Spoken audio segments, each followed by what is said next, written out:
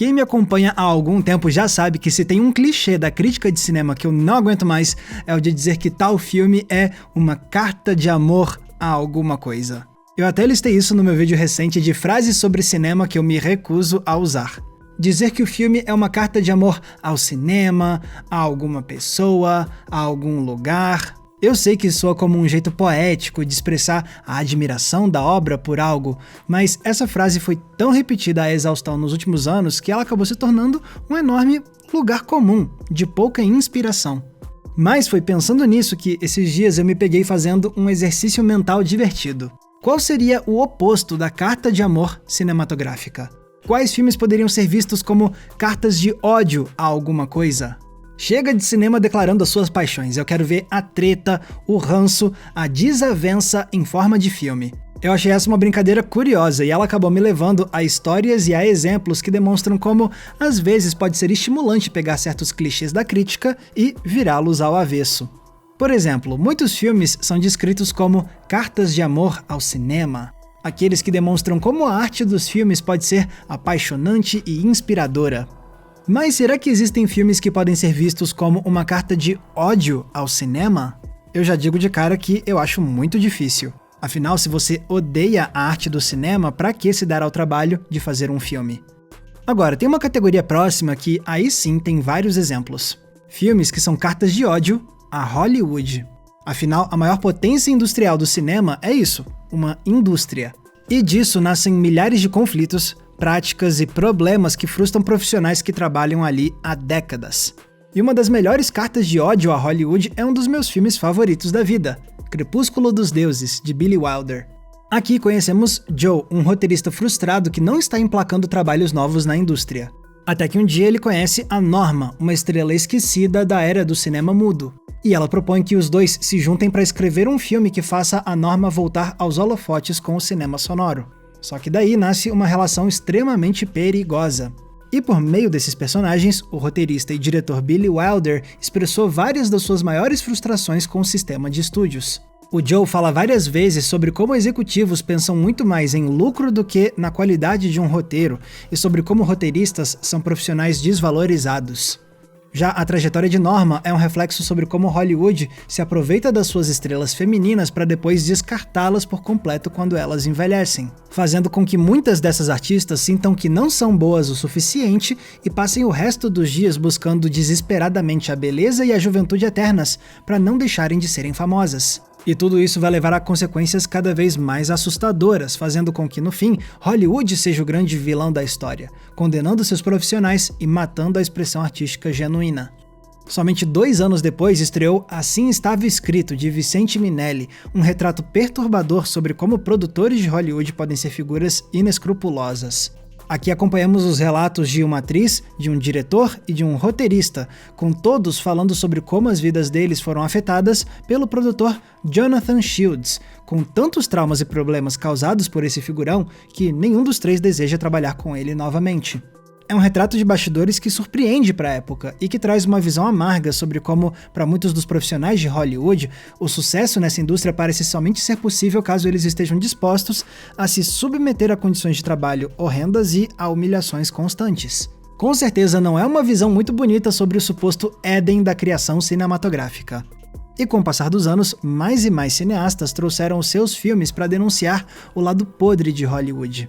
David Lynch, por exemplo, lançou a obra-prima Cidade dos Sonhos, costurando a trama surrealista com frustrações que ele viveu pessoalmente como diretor, sentindo que os grandes estúdios não sabem apreciar a verdadeira arte de fazer filmes.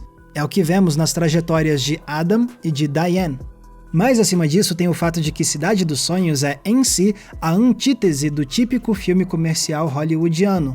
Ele até começa com uma trama fácil de acompanhar e que representa de forma reluzente a vida em Hollywood. Mas a obra vai ficando cada vez mais surreal, complexa e aterrorizante, propondo então um filme vanguardista e experimental que parece dar o dedo para qualquer executivo hollywoodiano focado somente em lucro.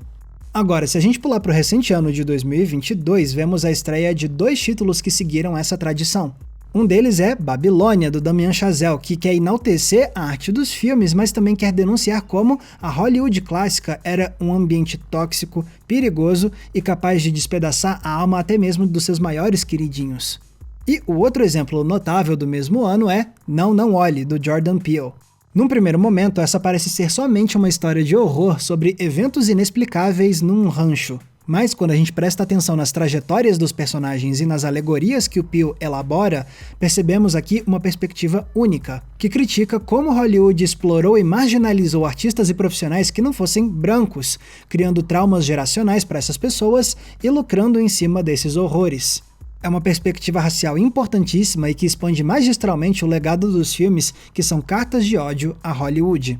E obras assim são essenciais porque demonstram que Hollywood não é sinônimo de cinema ou de arte, mas sim de indústria. E que por trás dos filmes feitos ali esconde-se todo um mundo predatório, muito diferente da terra dos sonhos que essa mesma indústria tenta nos convencer que ela é. Sob essa perspectiva, o fato de que, do meio de toda essa sujeira, ainda surjam obras-primas inesquecíveis e verdadeiras, realmente parece ser um milagre.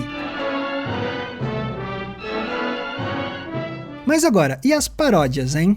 Recentemente eu dediquei todo um vídeo aqui no canal para falar da história desse subgênero da comédia. E se as paródias fazem piadas com outros filmes, será que elas não podem ser consideradas então como cartas de ódio a outras produções? Olha, não necessariamente. Algumas paródias brincam com outras histórias, mas ainda fazem isso com uma postura de respeito e de admiração. O Jovem Frankenstein, de Mel Brooks, é um excelente exemplo disso, parodiando o clássico de Mary Shelley, ao mesmo tempo em que homenageia essa obra monumental. Só que algumas paródias têm sim um ímpeto mais destrutivo em relação aos parodiados e, infelizmente, um dos exemplos mais famosos disso é a filmografia da dupla Jason Friedberg e Aaron Seltzer.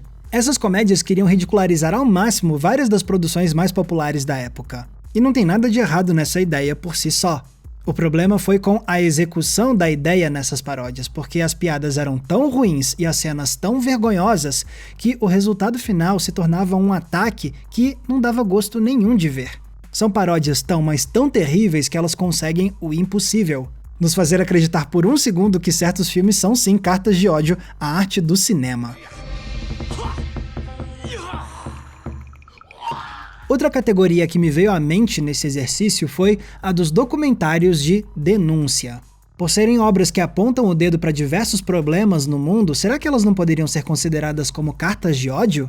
Não necessariamente. Na verdade, a maioria dos documentários de denúncia que eu consigo pensar fazem isso não com um impulso de ódio, mas sim com um ímpeto de quem busca justiça, o que não é a mesma coisa. Geralmente, nesses documentários, vemos histórias, dados e acusações feitas com a intenção de informar e de inspirar mudança, frequentemente com um olhar de cuidado com quem foi vítima desses problemas. É uma mistura de lamento com desejo de melhorar o mundo, sem sobrar muito espaço para um tom odioso. Tendo dito isso, tem alguns documentários de denúncia que parecem sim cartas de ódio, especialmente aqueles que têm um aspecto mais pessoal na narrativa. Um filme como Fahrenheit 11 de Setembro é um exemplo.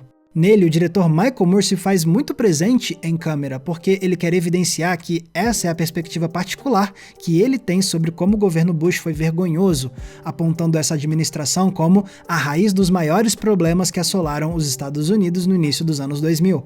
É uma acusação passional feita por um diretor que se faz personagem do próprio documentário e, por isso, o longa parece mesmo uma carta de ódio ao governo Bush que o Moore escreveu do próprio punho.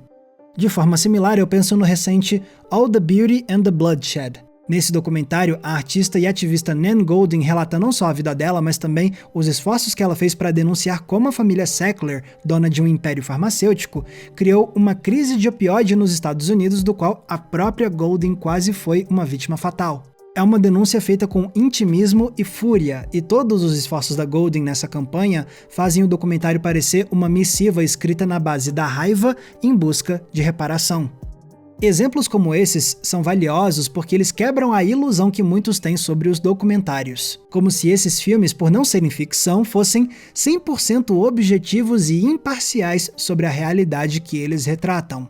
Sendo que, assim como os demais filmes, os documentários também são obras feitas a partir da subjetividade de quem os criou e, portanto, são muito parciais também. E isso fica ainda mais evidente quando essa subjetividade se traduz num relato pessoal conduzido por uma força raivosa e poderosa para fazer as suas denúncias.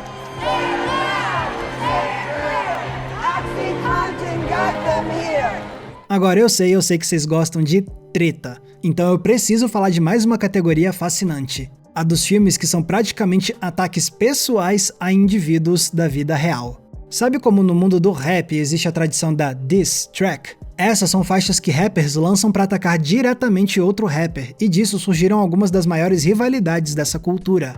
Basta ver como atualmente estamos testemunhando a batalha entre Kendrick Lamar e Drake, com ambos os artistas lançando diss tracks para ofender um ao outro. Pois bem, recentemente eu vi no Twitter um gringo aproveitando essa onda para perguntar: qual seria o equivalente disso no cinema? Quais títulos poderiam ser considerados em inglês como diss films, ou filmes que sejam ataques a indivíduos específicos da vida real? Veja bem, eu não tô falando de filmes feitos em resposta a outros títulos.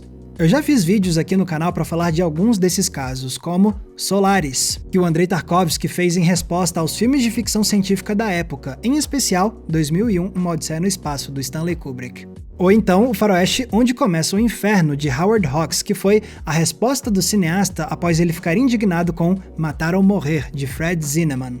Eu não considero esses casos como cartas de ódio aos outros cineastas, justamente porque esses filmes resposta não estão atacando a figura pessoal do outro diretor. Não, esses filmes são réplicas às ideias do rival. É mais um debate do que uma troca de socos. Por isso, caso queiramos ver exemplos de cartas de ódio cinematográficas direcionadas a pessoas específicas, a gente precisa olhar para outros títulos. Por exemplo, tem todo um universo de filmes que diretores e roteiristas fizeram para falar mal dos seus antigos parceiros românticos da vida real. Em 1986, por exemplo, estreou A Difícil Arte de Amar, com Meryl Streep e Jack Nicholson. E a história aqui é basicamente uma versão ficcionalizada de um relacionamento vivido pela Nora Ephron, a roteirista do filme e autora do livro que deu origem a essa adaptação.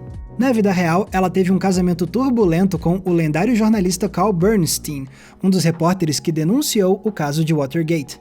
Só que o matrimônio acabou quando a Ephron descobriu que ele era infiel. E a autora contou a versão dela dessa história com A Difícil Arte de Amar, fazendo o personagem de Nicholson representar tudo que a Ephron detestava no ex-marido. Já nos anos 2000 tivemos Encontros e Desencontros, de Sofia Coppola, no qual ela parodia o ex-marido e também cineasta Spike Jonze, retratando ele como um artista autocentrado e um parceiro ausente.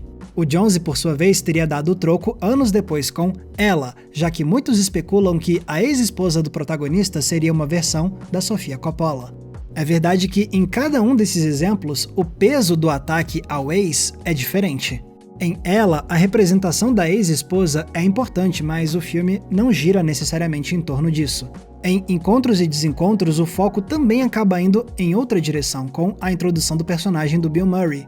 Então é mais como se esses títulos fossem mais uma nota de repúdio aos antigos parceiros do que uma carta de ódio propriamente dita. Já A Difícil Arte de Amar, esse sim parece uma carta de ódio, justamente porque a história inteira gira em torno da representação do ex como um ser detestável. Mas nem só de desilusão amorosa vive a treta cinematográfica. Tem também aqueles filmes que são ataques velados a figuras públicas ou a desavenças pessoais para além do romance. Aliás, muita gente não sabe que um dos filmes mais importantes já feitos pode se encaixar nessa categoria: Cidadão Kane. Na obra-prima de Orson Welles, vemos um magnata da comunicação crescer em fama e riqueza enquanto ele se torna um homem cada vez mais corrupto, controverso e amargo. E isso tudo foi inspirado num cara real. William Randolph Hearst, um magnata do jornalismo impresso dos Estados Unidos, cuja trajetória é muito parecida com a do Kane, indo da mansão extravagante e isolada, passando pela vida romântica escandalosa e indo até a influência política exercida pelo figurão. A representação que o filme fazia era tão afiada e negativa que o Hearst fez toda uma campanha para tentar boicotar a estreia de Cidadão Kane, com medo de como isso afetaria a reputação dele. O que não deu tão certo assim, visto que Cidadão Kane é até hoje um dos filmes mais aclamados e estudados de todos os tempos. Mostrando que, no fim das contas, a carta de ódio do Welles falou muito mais alto do que o seu alvo. Outro caso de filme que avançou para cima de uma figura pública é o de Cala a Boca Philip, de 2014 e dirigido por Alex Ross Perry. O longa conta a história de um jovem escritor narcisista que se aproxima do seu ídolo, o também escritor narcisista Ike. E quem conhece o mundo literário vai reconhecer as semelhanças que o Ike tem com o renomado autor americano Philip Roth. Considerado um dos escritores de ficção mais importantes do século passado, Roth também ganhou uma reputação por ser um cara de ego enorme e extremamente difícil de se relacionar. E a versão ficcionalizada dele em Cala a Boca Philip só exagerou ainda mais esses traços, transformando uma figura que já era controversa na vida real em um homem ainda mais deplorável na ficção. Agora, tem vezes em que um filme ataca uma figura que é muito querida por muita gente. Foi o caso de Alto Risco, de 1995 e dirigido por Wong Jing, que é nada mais nada menos do que um ataque ao Jackie Chan. Acontece que anos antes o Wong tinha dirigido o Jack em City Hunter, o Caçador de Encrencas. E aparentemente ele teve uma experiência horrível trabalhando com o astro, porque em Alto Risco ele detona o Jack com uma versão ficcionalizada chamada Frankie, um ator de filmes de ação que se parece com o Jackie Chan e que se veste igual ao Jackie Chan. E o personagem é representado como um cara mulherengo, bêbado, incompetente e que finge fazer as próprias cenas perigosas quando na verdade ele esconde que usa dublês. É talvez um dos ataques mais brutais que eu já vi uma comédia fazer a uma celebridade, configurando uma verdadeira carta de ódio a um dos maiores nomes da história das artes marciais. Tá, mas qual o mérito de enxergar esses títulos que são ataques pessoais como cartas de ódio cinematográficas? Olha, sinceramente não precisa ter muito mérito prático ou algo do tipo não. Por que não simplesmente admitir que é divertido sim acompanhar tretas que se desenvolvem por meio dos filmes? Sem contar que o cinema não precisa ser construtivo e enriquecedor o tempo todo. Cinema é expressão artística e dentre as várias emoções válidas de se expressar com essa arte está a catarse de expor os seus ranços e suas desavenças. Agora, se isso vai ser bem executado ou se os ataques foram merecidos, aí são outros 500 que vão variar de obra em obra.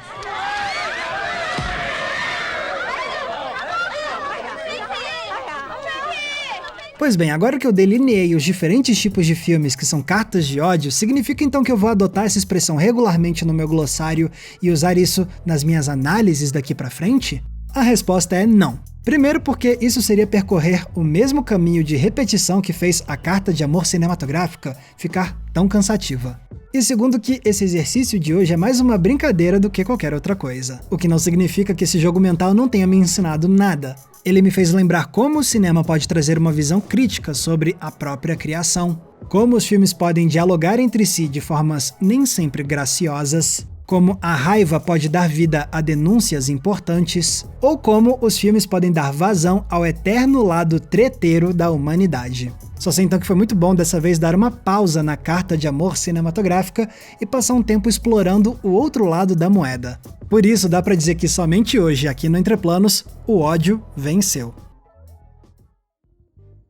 Galera, muito obrigado por terem conferido o vídeo de hoje, que foi um pouco diferente. Eu me diverti muito fazendo esse trabalho de pensar sobre a carta de ódio cinematográfica. Eu espero que vocês tenham curtido também. E pessoal, lembrando que se vocês querem ajudar a manter o Entre Planos no ar, vocês têm algumas opções. A primeira delas é o botão de valeu demais, que tá aqui embaixo, porque ele é tipo uma gorjeta que você deixa pra gente nesse vídeo aqui. Mas se quiser ajudar a gente mensalmente, aí você pode entrar na nossa comunidade de apoiadores do Entre Planos no Apoia-se e ganhar acesso a conteúdos e eventos exclusivos. Tem recomendação de filme toda semana no inbox do seu e-mail, grupo fechado, lives exclusivas e também o nosso Cineclube Entre Planos pra gente debater um filme por mês juntos via videoconferência. Para ter acesso a isso tudo e fazer parte dessa comunidade é só clicar no link que tá aqui embaixo na descrição. E pessoal, lembrando também que se quiserem me acompanhar nas redes sociais é muito fácil, basta me procurarem usando os nomes que estão aparecendo aqui embaixo de mim. Mais uma vez, muito obrigado pela audiência, um abraço e até a próxima sessão.